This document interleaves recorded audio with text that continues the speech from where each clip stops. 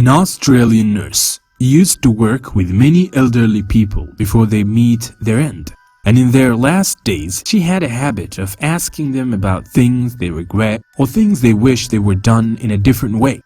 There were 5 answers that repeats whenever she asks an old one of her guests. And she registered every single answer of those in detail in her book, The Top 5 Regrets of the Dying, which has been translated into 27 languages so far. And these 5 answers are summed up as follows.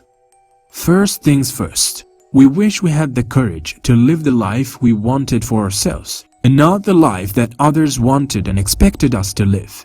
This was often what Mrs.Wear was told from those whom she worked with, as many of them have expressed that they missed out on the sweetness of life, as they did not work on fulfilling their own dreams, or even half of them, because their entire lives were, in a way or another, focused around satisfying others.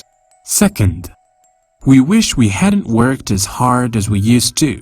And this answer came especially from the men who worked in the windmill routine work, as many of them expressed their regret of losing the most important things in life, including companionship and friends who relieved them from much of their fatigue in the hard days.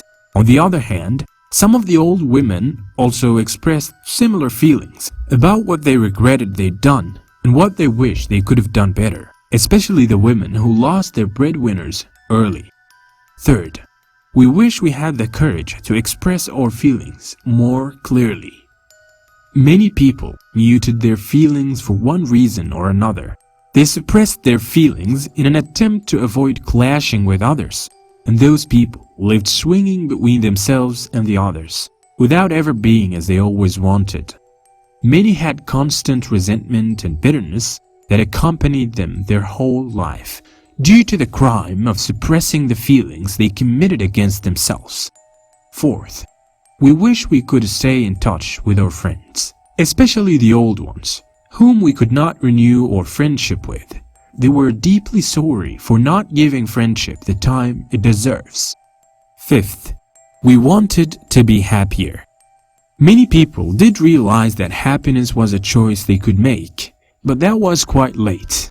And unfortunately, they remained attached to their old costumes and traditions, and they were satisfied with their familiar comfort zone. And because of their fear of change, they never tried to live outside of the tight box, which made them pretend to be satisfied with themselves in front of the others, just for the sake of pleasing them. But within themselves, they know that they were looking for something else.